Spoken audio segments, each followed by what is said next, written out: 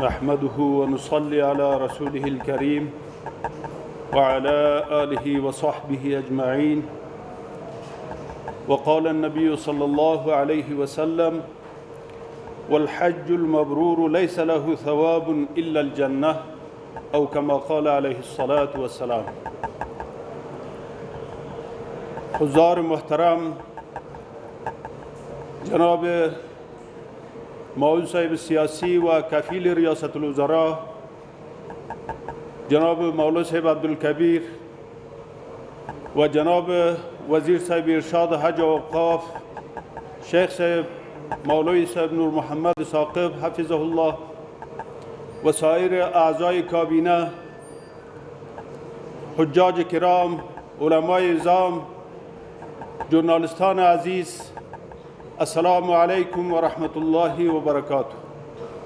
جا دارد که به خاطر خدمات و شروع سفر حجاج سال 1402 از رهبری وزارت ارشاد و حج و اوقاف جناب شیخ صاحب ثاقب و همه دستاندرکاران وزارت محترم ارشاد و حج و اوقاف از صمیم قلب تشکری نمایم. برادران نهایت عزیز، برایتان واضح است که حج یک فریضه مذهبی مسلمانان است. کسایی که زاد و راحله و استطاعت داشته باشند بر بالای هر مسلمان ادای حج فرض است. و دیگر نکات، بسیار نکات زیادی را علما درباره ادای فریضه حج بیان نمودند. وقتی که مسلمانان از کشورهای مختلف، از اقوام مختلف و از اکناف مختلف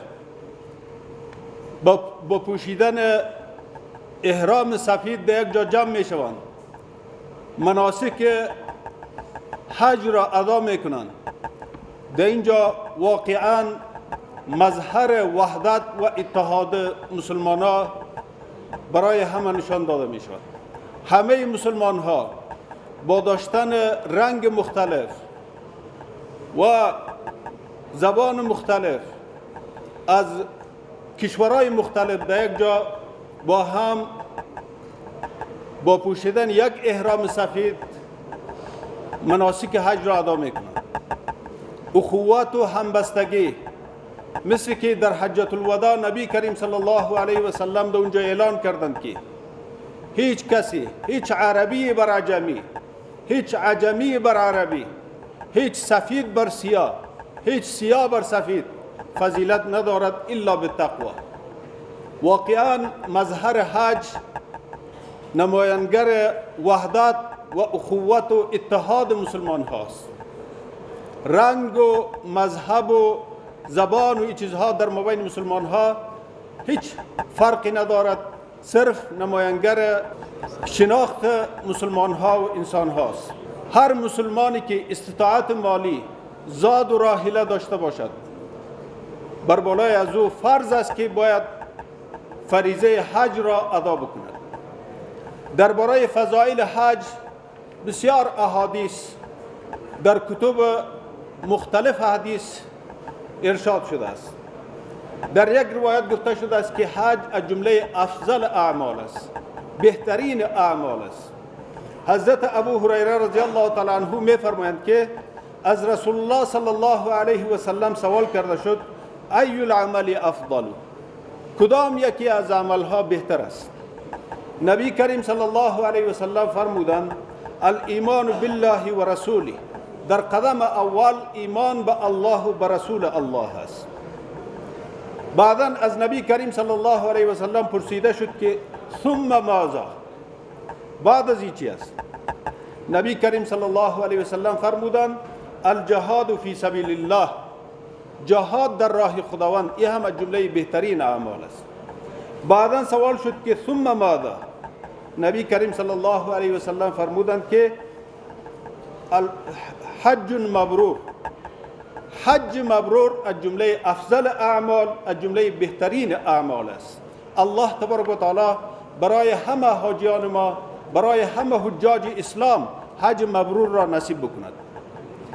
حضار محترم، امسال الحمدلله برای حجاج سال 1402 بنابر هدایت جناب امیر المؤمنین حفظه الله و در نتیجه جلسات متکرر کمیته ملی حج و همه منصوبین وزارت محترم ارشاد حج و اوقاف در قدم اول برای تأمین امنیت حجاج در همه ولایات افغانستان و در مرکز و همچنان پول حجاج به چه شکل جمع آوری شود و چقدر پول از حجاج جمع آوری شود. امسال الحمدلله پولی که از حجاج افغانی گرفته می شود با مقایسه همه کشورهای همسایه کم است، ارزان است، حتی به نسبت سال گذشته هم کمتر است.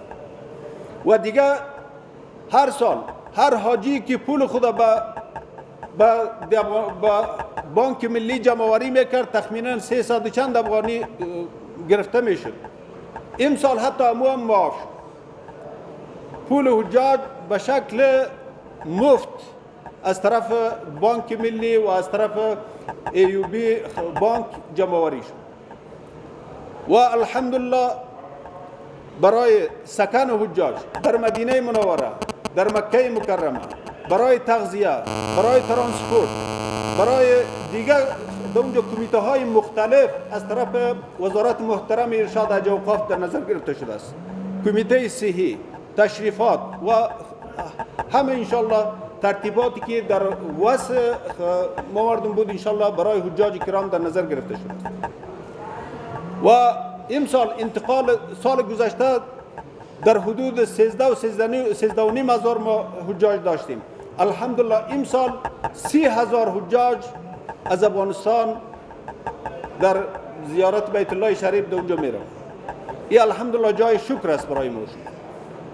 همه حجاج کرام، همه افغانای ما باید شکر الله متعال را و مخصوصا به حق امارت اسلامی افغانستان باید دعاگو باشیم. در مجتمع الحجاج هم الحمدلله به قدر و از کوشش است که برای حجاج کرام در گرفتن پاسپورت و دیگر خدماتی که برای حجاج ضرورت است باید در اونجا ادا شود. همه منصوبین وزارت محترم ارشاد حج و اوقاف انشاءالله شب روز در خدمت حجاج کرام می باشند. امسال همه حجاج از طریق شرکت هوایی کامیر رفت و برگشت دو طرفه انشاءالله انتقال می شود. الله تبارک و تعالی برای همه حاجیای کرام حج مبرور نصیب بکند، سفر خوش و خوب نصیب بکند، حاجیای ما به خیر بروند و به خیر بیایند و در اونجا هم به صورت صحیح نمایندگی افغانستان را در اونجا انجام بدهند. هر حاجی در اونجا یکی خود عبادت شخصی هر حاجی است. در اونجا شما تمثیل کننده اینمی 35 یا 40 میلیون افغان ها را در اونجا میکنید. اخلاق شما، رفتار شما، رویه شما همه انعکاس دهنده اینمی جامعه افغانی ما هست. از همه حجاج کرام نیز خواهش ما است که در اونجا از صبر و حوصله و از تحمل کار بگیرن. خیر است سفر است. در سفر هر چی راحت باشد نبی کریم صلی الله علیه و سلم گفتن که سفر سقر یاد کرد، یعنی در سفر مشقت خام می باشد. انشالله ما در حق شما دعا میکنیم و شما هم در حق ما مردم همه افغان ها و برای امارت اسلامی افغانستان در حق همه مسلمان ها دعا بکنین، بخیر برین، بخیر بیاین و خداوند برایتان حج مبرور نصیب بکند. جزاکم الله خیرا و آخر دعوانا الحمدلله رب العالمین.